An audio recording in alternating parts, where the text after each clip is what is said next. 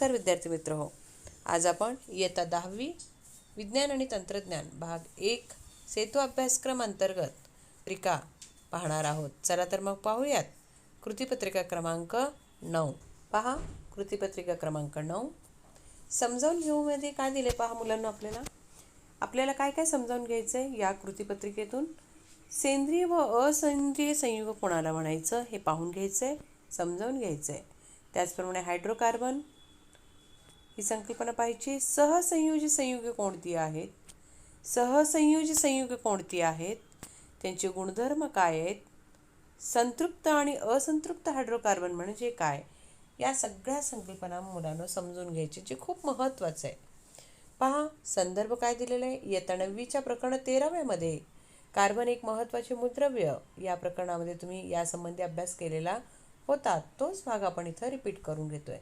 यामुळं तुमच्या अभ्यासामध्ये कुठल्या ज्ञानामध्ये भर पडणार आहे किंवा क्षमता विकसित होणार आहे, तर तुम्हाला मुलांना सेंद्रिय आणि असेंद्रिय संयुगे ओळखता यायलाच पाहिजे. दैनंदिन जीवनातील कुठली संयुग सेंद्रिय आहेत, कुठली नाही आहेत, असेंद्रिय आहेत, ते लक्षात यायला पाहिजे. त्यानंतर सहसंयोज बंधाचे रेखाटन इलेक्ट्रॉन डॉट संरचनेच्या स्वरूपात काढता येणं. इलेक्ट्रॉन डॉट संरचना आपल्याला शिकायचं आहे आणि काढता यायलाच पाहिजे. त्यानंतर संतृप्त आणि असंतृप्त हायड्रोकार्बनमधील फरक तुम्हाला लक्षात येणं गरजेचं आहे. पाहूयात मग. यासाठी आपल्याला काय काय पाहावं लागेल लक्षात घ्या मध्ये. त्याच्यासाठी काय दिलं आहे. आता आपण पहिल्यांदा काय बघणार आहेत पहा मुलांनो. सेंद्रिय संयुग कोणाला म्हणायचं आणि असेंद्रिय संयुग कोणाला म्हणायचं पाहूयात. अगदी सोप्या भाषेत जर सांगायचं झालं, वनस्पती आणि प्राण्यांपासून तयार झालेल्या पदार्थांना किंवा संयुगांना सेंद्रिय म्हणायचं. वनस्पती किंवा प्राण्यांपासून ते तयार झाले पाहिजेत. प्रत्यक्ष असतील किंवा अप्रत्यक्षरित्या मिळणारे असतील त्यांना सेंद्रिय संयुगे म्हणतात.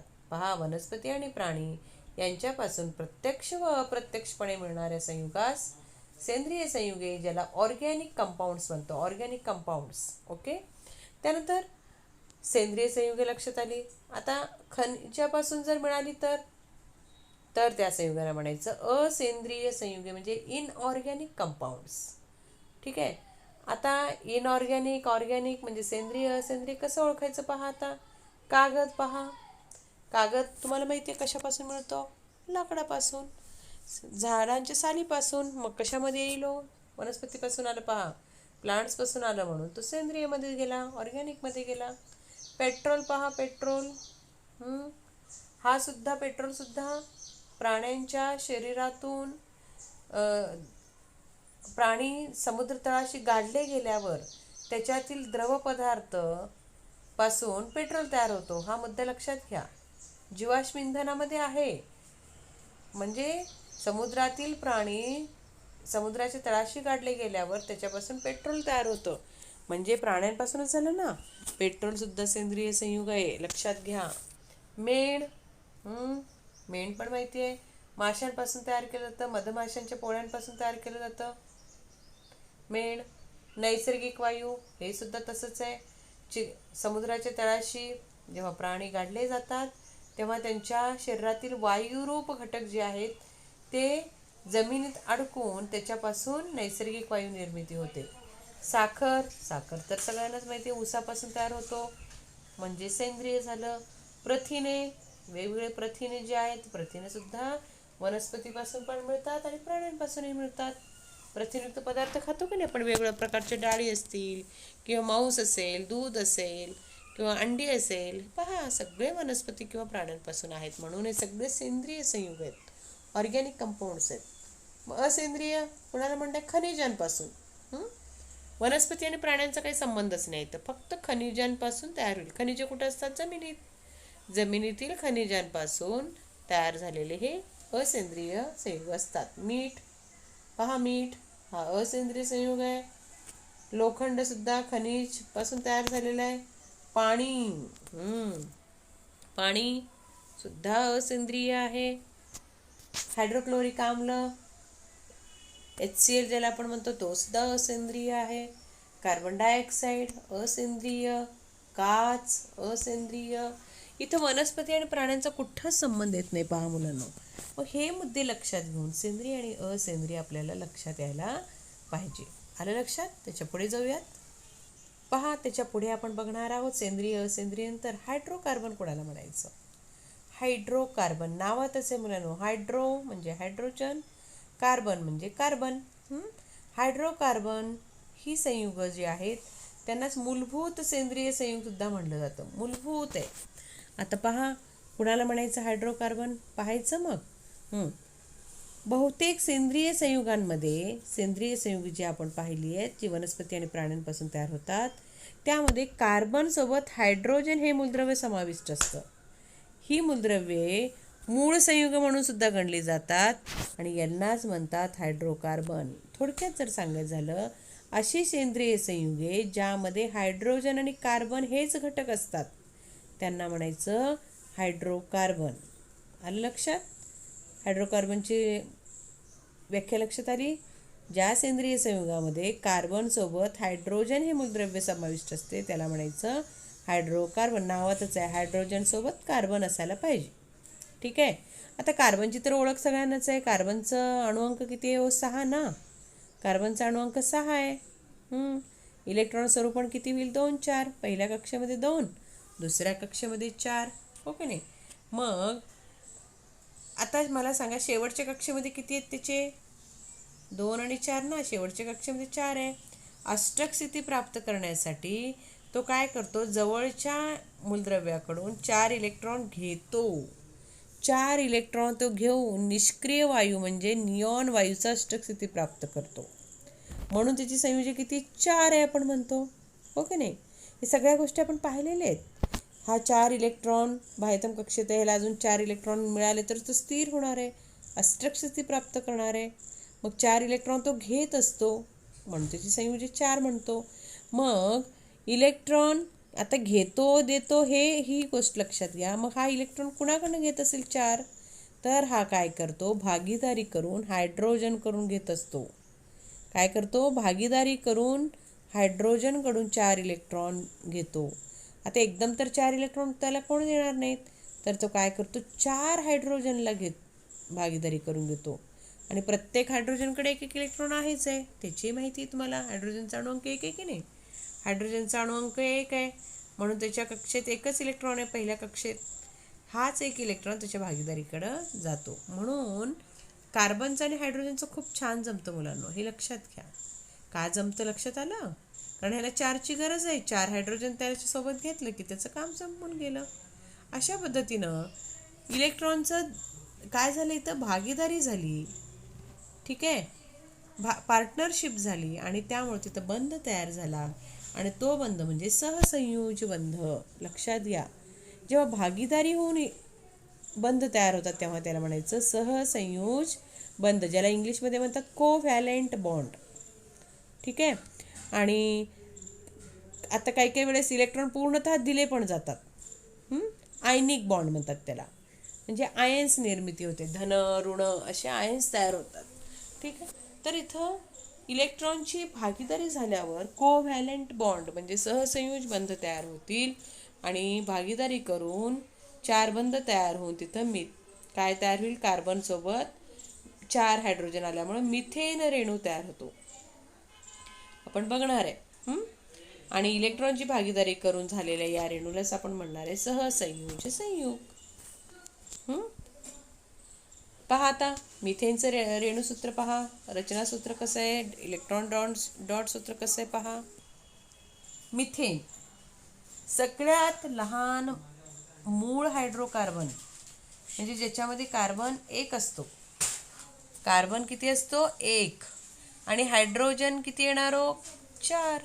एका कार्बनसोबत 4 येणारच आहे. आता कशावरून ते लक्षात आलेलं आहे. मग मूळ म्हणजे एक कार्बन असलेला आहे मिथ. 1 म्हणजे मिथ आहे.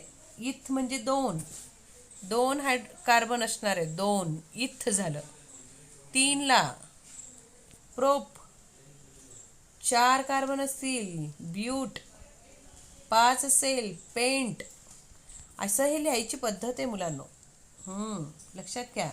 1 कार्बन अणूला मिथ म्हणायचं. 2 कार्बन अणू आले की इथ म्हणा. 3 आले तर प्रोप म्हणा. 4 आले तर ब्यूट म्हणा. 5 कार्बन आले की पेंट म्हणा. 6 आले की हेक्झ, 7 आले की हेप्ट, 8 आले की ऑक्ट. ऑक्टपर्यंत तरी लक्षात यायला पाहिजे. ठीक आहे. तर सांगायचा उद्देश काय आहे, तर मिथ म्हणजे एक कार्बन असलेला हा सगळ्यात लहान हायड्रोकार्बन, मूळ हायड्रोकार्बन ज्याला आपण म्हणूयात. ठीक आहे. आता या कार्बनमध्ये मला सांगा, या कार्बनला किती हायड्रोजनची गरज आहे? 4. तो 4 का हायड्रोजन घेतला, हायड्रोजनच्या पायाला 4 लिहिले पहा. म्हणून त्याचं रेणूसूत्र काय तयार झालं? CH4. ठीक आहे. CH4 तयार झालं. आता हेच रेणूसूत्र म्हणतो आपण याला. आता हेच मी रचनासूत्र पण पाहणार. रचना दिसायला कशी त्याची, म्हणजे कार्बन इथं दिले पहा, हे कार्बन मध्यभागी ठेवलं आणि हे बंध तयार झालेले. हे 4 हायड्रोजन 4 कोपऱ्याला दाखवायचं. रचना कशी त्याची इथं दाखवलेलं आहे. तेच आपण इलेक्ट्रॉन डॉट प्रतिकृतीमध्ये पण दाखवू शकतो. इलेक्ट्रॉन डॉट म्हणजे पहा कसं इलेक्ट्रॉन डॉटमध्ये कसं घ्यायचं. हा कार्बन, हा C घ्यायचा आहे. पहा इथं दाखवते तसं C. आता ह्याच्यासोबत कोण कोण येतो? हायड्रोजन आहे ना. हा हायड्रोजन, इथे एक हायड्रोजन, इथे एक हायड्रोजन, इथे एक हायड्रोजन. 4 हायड्रोजन दाखवलं मी. ठीक आहे. आता इलेक्ट्रॉन डॉट म्हणजे कसं दाखवायचं पहा. कार्बनची किती येतो? 4 ना. कार्बनची 4. 1 2 3 4 इलेक्ट्रॉन. आणि हायड्रोजनची किती? 4. ह्याचा एक हो की नाही. ह्याचा एक इलेक्ट्रॉन खरं तर इथं दाखवायला पाहिजे, पण आपण इथं दाखवूयात, म्हणजे साईडला दाखवूयात. पहा इथं दाखवले पहा लालनी. एक कार्बनचं इलेक्ट्रॉन दाखवलं, एक हायड्रोजनचं इलेक्ट्रॉन दाखवलं. अशा पद्धतीनं इलेक्ट्रॉन डॉट प्रतिकृती सुद्धा मुलांना आपल्याला काढता यायला पाहिजे. रचनासूत्र म्हणजे रेषा ओढून दाखवावे लागतात. C असं पहा. हे H असं लिहिलं होतं हो की नाही. इथं कसं इलेक्ट्रॉन डॉटमध्ये टिंबच्या स्वरूपात दाखवायचे. तर हे झालं मिथेनचं रचनासूत्र आणि इलेक्ट्रॉन डॉट प्रतिकृती. असं पाहिजे त्या ह्याचं आपण काढू शकतो आणि काढता यायला पाहिजे. आलं लक्षात? पुढे आत्ता आपल्या लक्षात आलं ते संयुग आहे. सहसंयुज म्हणजे कोव्हॅलेंट कंपाऊंड्स जे आहेत, म्हणजे सहसंयुज म्हणजे जिथं भागीदारी होऊन, इलेक्ट्रॉनची भागीदारी होऊन बंध तयार होतात, बॉन्ड तयार होतात. आता असे संयुगे जे आहेत त्यांचे गुणधर्म काय आहेत? आता मिथेन वगैरे सगळे संयुग आहेत. मिथेन, इथेन हे सगळे सहसंयुज आहेत. कार्बनचं आणि हायड्रोजनची भागीदारी होऊन तयार होणार आहेत. मग त्यांचं काय गुणधर्म आहेत पहा. आता ह्याच्यातलं कुठला ओळखीचं आहे तुमच्या पहा. मिथेन, इथेन, ब्युटेन, प्रोपेन हे सगळे. मिथेन ऐकण्यात आहे, हा एक प्रकारचे नैसर्गिक गॅस आहेत मुलांनो, वायू स्वरूपात आहेत. जे आपण थोडक्यात जर सांगायचं झालं तर आपल्या घरामध्ये सिलेंडरमध्ये जो वायू भरलेला असतो तो सुद्धा या वायूंचा मिश्रणच असतो. म्हणजे एक प्रकारे आपल्या घरातील गॅसच आपण असं समजूयात. आपल्या घरातील गॅस एक प्रकारचे हायड्रोकार्बनचंच वायू आहे. आता बघा त्याच्यावरून आपण गुणधर्म तयार करूयात, कारण तो तुम्हाला ओळखीचा झाला ना आता, घरातील गॅस. पाहता संयुगांचा द्रवणांक आणि उत्कलनांक खूप कमी असतो. द्रवणांक म्हणजे वितळण्याचा आणि उत्कलनांक म्हणजे उत्कलनाचा खूप कमी असतो. दुसरं, सामान्यतः पाण्यात अद्रावणीय असतात. पाण्यात ते द्रावणीय नसतात, विरघळत नाहीत. आणि सेंद्रिय द्रावकात मात्र द्रावणीय असतात. रॉकेलमध्ये, पेट्रोलमध्ये, डिझेलमध्ये ते विरघळतात. हे एक महत्त्वाचा मुद्दा पहा. यांचा द्रवणांकातून उत्कलन खूप कमी आहे. पाण्यात अद्रावणीय आहेत, तर सेंद्रिय संयुगामध्ये द्रावणीय आहेत. सेंद्रिय संयुगामध्ये वनस्पती आणि प्राण्यांपासून तयार झालेले पेट्रोल, डिझेल, रॉकेल याच्यामध्ये ते द्रावणीय आहेत. उष्णता आणि विद्युत यांचं ते कमी प्रमाणात वाहक असतात, हे लक्षात घ्या. उष्णता याच्यामध्ये वहन होऊ शकत नाही, कमी होतं. आणि विद्युतसुद्धा कमी प्रमाणात प्रवाहित होतं. हे संयुगाचे काही 3 गुणधर्म लक्षात ठेवायचे. त्यानंतर बघूयात आपण संयुगे लक्षात आलं आता तुम्हाला. संयुगे लक्षात आली आहेत तुम्हाला आता. आता त्याच्या पुढे पहा, संतृप्त आणि असंतृप्त हायड्रोकार्बन म्हणजे काय. संतृप्त आणि असंतृप्त. पहा, तर त्याच्यात काय लक्षात घेणार आहे? संतृप्त म्हणजे जेव्हा हायड्रोकार्बनच्या सर्व कार्बन अणूंमध्ये फक्त एकेरी बंध असतो. एकेरी बंध असेल तर त्याला म्हणायचं संतृप्त. आता एकेरी बंध म्हणजे काय? समजा कार्बनचा हा एक इलेक्ट्रॉन आणि हायड्रोजनकडून एक इलेक्ट्रॉन घेतला होता ना, मग ह्याचा एक इलेक्ट्रॉन ह्याचा इलेक्ट्रॉन मिळून एक बंध तयार झाला म्हणलो आपण. आणि ह्याचा एक म्हणजे एकेरी बंध. समजा कार्बनचे 2 आले असते तर इथं आणि ह्याचे हायड्रोजनचे 2, हायड्रोजनकडे तर 2 नाहीच आहे, हो की नाही? आलं का लक्षात? तर अशा पद्धतीनं एकेरी बंध असलेल्या हायड्रोकार्बनला काय म्हणायचं? संतृप्त हायड्रोकार्बन. आणि असंतृप्त कोणाला म्हणणार? 2 कार्बन. 2 कार्बन अणूमध्ये दुहेरी बंध, तिहेरी बंध असं असेल तर असंतृप्त हायड्रोकार्बन म्हणायचं. कार्बन कार्बनमध्ये दुहेरी किंवा तिहेरी बंध असतील तर त्याला म्हणायचं असंतृप्त हायड्रोकार्बन. व्याख्या पहा. काही हायड्रोकार्बनमध्ये 2 कार्बन अणूंमध्ये दुहेरी किंवा तिहेरी बंध असतो, त्यांना असंतृप्त हायड्रोकार्बन असे म्हणतात. आणि काही कार्बनमध्ये कसं असतं? एकेरी बंध असतो, त्यांना म्हणायचं संतृप्त हायड्रोकार्बन. थोडक्यात लक्षात घ्या, एकेरी बंध असलेले संतृप्त आहेत, दुहेरी किंवा तिहेरी बंध असलेले म्हणजे 2 किंवा 3 बंध असलेले असंतृप्त हायड्रोकार्बन आहेत. आलं लक्षात? त्यानंतर पहा, आता याच्यावर आधारित प्रश्नोत्तर देखील आहेत, आपल्याला ते देखील बघावे लागणार आहेत. बघूयात, सराव करू. यामध्ये काय दिले पहा, काही प्रश्न दिलेत, पाहूयात काय दिलेत. खाली दिलेल्या पदार्थांचं सेंद्रिय असेंद्रिय असे वर्गीकरण करा. चमचा धातूंपासून आहे ना, काय येणार? असेंद्रिय. घ्या चमचा, असेंद्रिय. केरोसिन, केरोसिन तुम्ही व्यवस्थित लिहायचं, आकडे घालून. एक आकडा, चमचा, त्याच्या पुढं लिहा उत्तर. मी तर काही लिहित नाही आहे. केरोसिन कशापासून तयार झालंय? प्राण्यांपासून, समुद्राच्या तळाशी. सेंद्रिय झाला. मडके म्हणजे मातीपासून तयार झालाय. सांगा मग, सेंद्रिय का असेंद्रिय? असेंद्रिय. माती पूर्ण असेंद्रिय. लाकूड सेंद्रिय. घंटा हा धातूचा असतो, असेंद्रिय. कार्बोनेट, क्षार, CO3 ज्याला आपण म्हणतो, पहा ह्याचं मदत करते. CO2 किंवा CO3 असं असतं. कार्बोनेट क्षार हे त्याच्यामध्ये बघा, हे काय आहे? असेंद्रिय.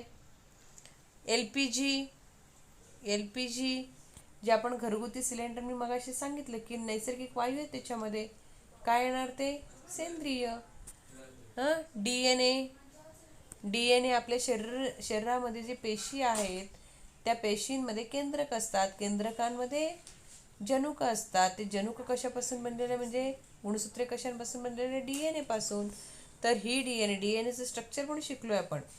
पण हा सुद्धा कसा आहे? मग त्याच्यामध्ये कोणकोणते घटक आहेत त्याच्यावर तुमच्या लक्षात येईल. DNA कुठल्या स्वरूपाचा येईल? सेंद्रिय का असेंद्रिय? सेंद्रिय.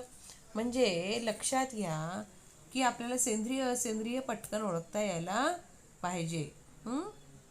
त्यानंतर दुसरा प्रश्न पहा, वेगळा घटक ओळखामध्ये काय दिलंय? वेगळा घटक ओळखा. पहा, साखर, कापूस, मीठ, कागद. साखर बघा वनस्पतीपासून आहे, कापूस वनस्पतीपासून आहे, कागद वनस्पतीपासून आहे. कोण वेगळा वाढतोय? मीठ. लिहून टाका मीठ म्हणून, झालं. त्यानंतर इथीन, इथेन, इथाईन, प्रोपीन. आता हा काय प्रकार आहे पहा.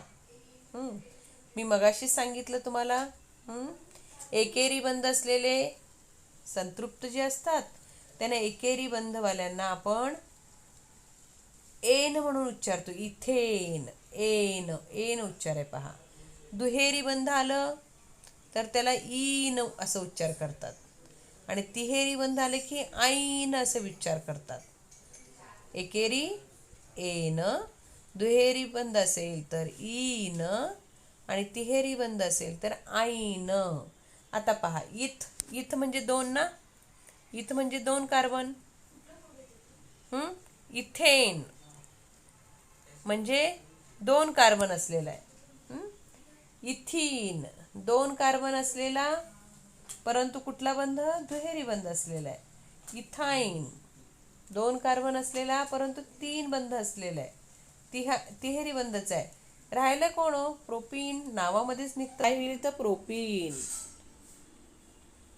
म्हणजे हा वेगळा घटक निघाला.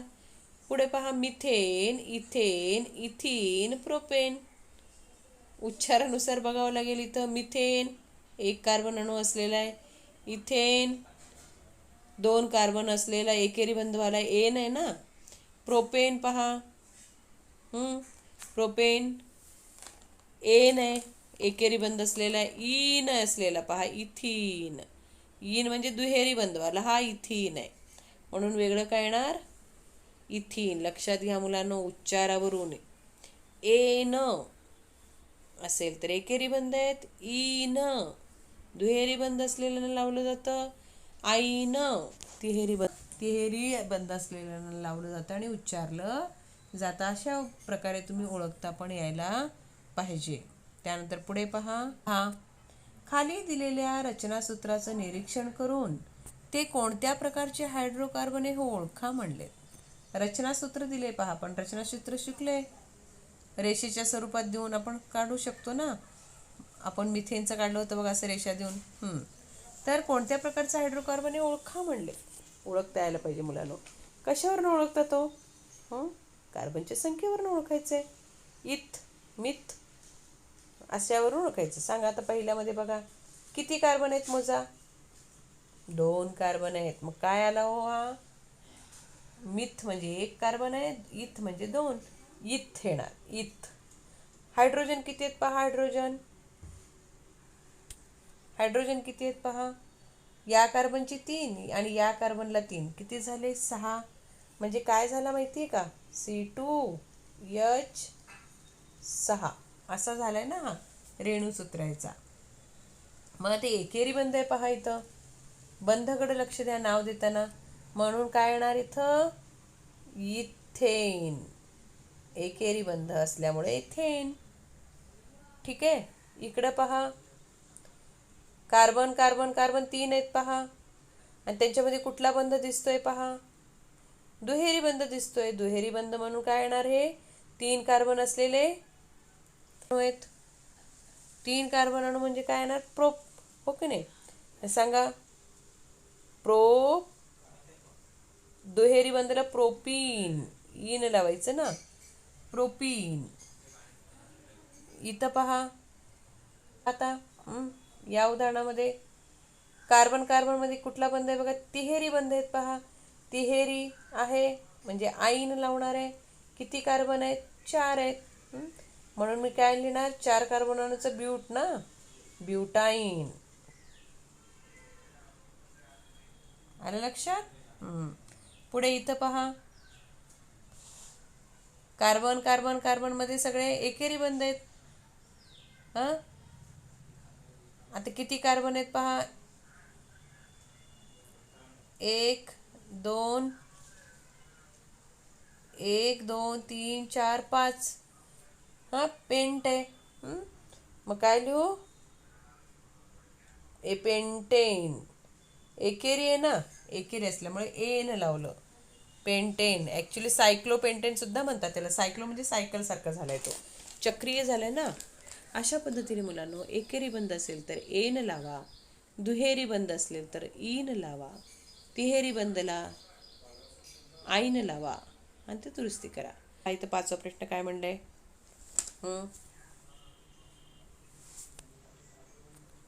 इथेनचं रेणूसूत्र C2H6 आहे. त्यावरून इथेनचं रचनासूत्र काढा. रचनासूत्र काढायचं, काढूयात. इथेन आहे ना, रचनासूत्र काढूयात. किती कार्बन आहे तो? 2. रचनासूत्रावरनं तुम्ही काढू शकता, तसं तो उलटं काम आहे. 2 कार्बन लिहिलं. कुठला बंध असेल इथं? एन आहे पहा. एन म्हणजे एकेरी बंध असणार आहे. हायड्रोजन किती? 6 आहेत ना. याला 3 जोडा आणि याला 3 जोडा. झाले का? आलं लक्षात? त्यानंतर 6वा प्रश्न पहा. सहसंयोजी संयुगांचे गुणधर्म वर सांगितलेले आहे. 3 गुणधर्म पाहिले होते आपण. पाण्यात अद्रावणीय, सेंद्रिय पदार्थात द्रावणीय, द्रवणांकाने उत्कलनांक अतिशय कमी. आणि अजून एक काय पाहिलं होतं, उष्णता आणि विद्युत यांचे दुर्वाहक लिहा ते. आलं लक्षात. अशा पद्धतीनं दीक्षा ॲपमध्ये सुद्धा याच्यासाठी काही लिंक वगैरे आहे, ते तुम्ही अवश्य पाहू शकता. याच्यासाठी लिंक आहेत, ते पहा, इथं खाली दिलेले आहेत पहा. ठीक आहे. एवढा भाग इथं समजला असेल. आपण इथेच थांबूयात. धन्यवाद.